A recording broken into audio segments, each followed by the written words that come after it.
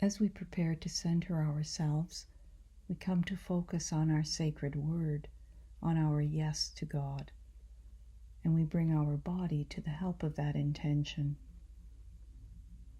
Whether you're sitting on a cushion or on a chair with your feet flat on the floor, your back is straight and your hands are resting comfortably, either on your thighs or in your lap, with nothing tangled up. Now close your eyes lightly. Bring your attention to the crown of your head and just feel the weight of your head on your shoulders. Let it just sit on your shoulders, allowing any tensions, any furrows in your brow to smooth out, allowing the corners of your eyes to drop down, your cheeks to melt away, and the corners of your mouth to drop down too. Now bring your attention to your shoulders and let them just sit on top of your body. You don't have to be holding them up. Then let the whole of the upper part of your body just drop down from your shoulders. Drop down to the seat of your chair and let the chair take your weight. Feel the heavy muscles in your thighs. Let them drop down. You don't have to manage anything just now. Now let your legs just hang down from your knees and drop to the floor. And now bring your awareness to your breath. Be aware of the breath flowing in and the breath flowing out. You're not trying to alter your breath, not trying to force anything. You're just observing the breath flowing in and the breath flowing out. The breath flowing in and the breath flowing out. Accepting the inflow and surrendering the outflow. So now you are ready to take up your sacred word, your mantra, to begin to say it inside of yourself from your heart center. Listening to the sound of it as you say it, giving it your attention, but without strain. There's no need to fight your distractions. Let them go by saying your word faithfully, gently, and attentively. And every time your attention has wandered off, which it will, whenever you recognize that your attention has wandered off, bring your attention back to the sound of your word, back to the sound of your yes to God.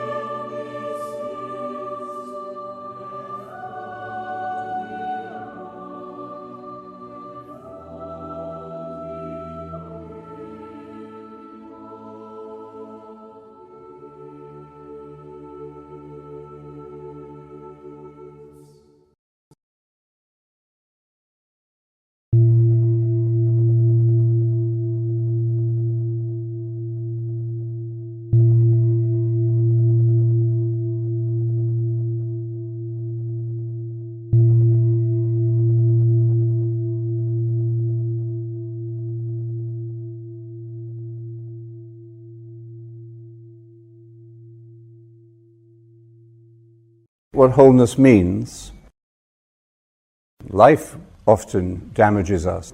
It often throws us off balance.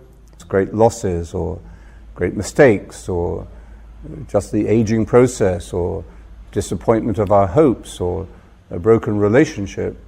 Any of these things are going to hurt us one way or another, maybe deeply destabilize us or shake our confidence in ourselves, or our feeling that we may not be able to make a new relationship after having suffered a great loss. So life itself requires a continuous putting together again, reintegration, the healing of the self. But that healing of the self is in fact a contribution to the health, to the expanding awareness that we call health. But if we really think what wholeness means and relate it to these experiences, I think you could say wholeness is an experience of health as transcending all limitations. But that doesn't mean that we don't accept those limitations. Otherwise we move into this fantasy realm of idealism. We want to try to be perfect. We want our family to be perfect. We want our marriage to be perfect. So wholeness, we could say then, is our experience of health, or our capacity to experience health as transcending all limitations while accepting them, overcoming this virus of perfectionism, which keeps us locked into an imaginary world rather than the real world. So we have to accept our limitations, recognize them, but it is paradoxically in accepting them that we can transcend them. This is also then our capacity for awareness.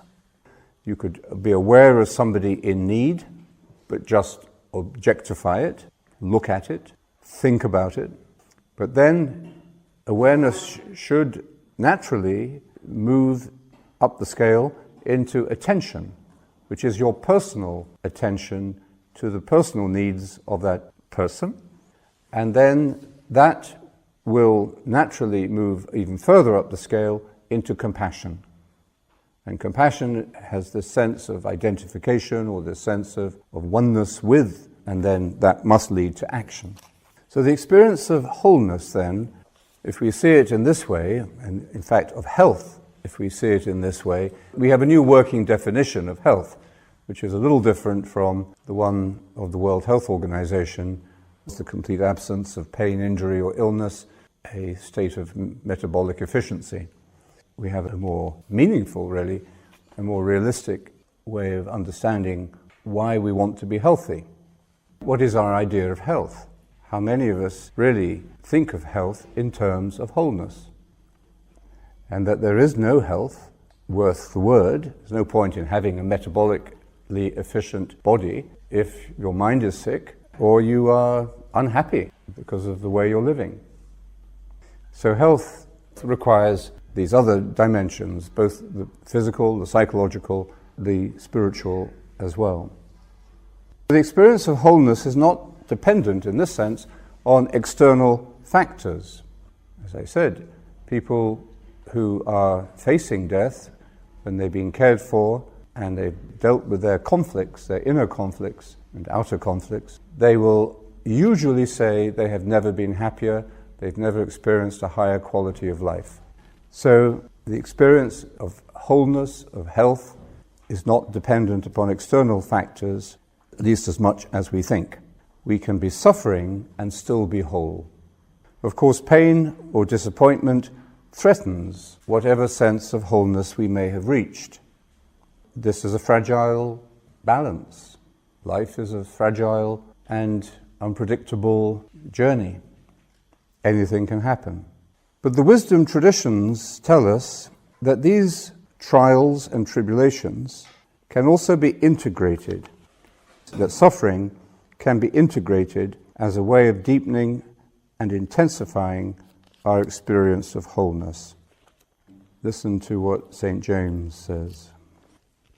My friends, you will always have your trials, but when they come, try to treat them as a happy privilege. You understand that your faith is only put to the test to make you patient. But patience, too, is to have its practical results, so that you will become fully developed, complete, with nothing missing. If there is any one of you who needs wisdom, you must ask God, who gives to all freely and ungrudgingly, and it will be given to you. But you must ask with faith and with no trace of doubt, because a person who has doubts is like the waves thrown up in the sea when the wind drives. That sort of person in two minds, wavering between going different ways, must not expect that the Lord will, or we might say can, give him anything.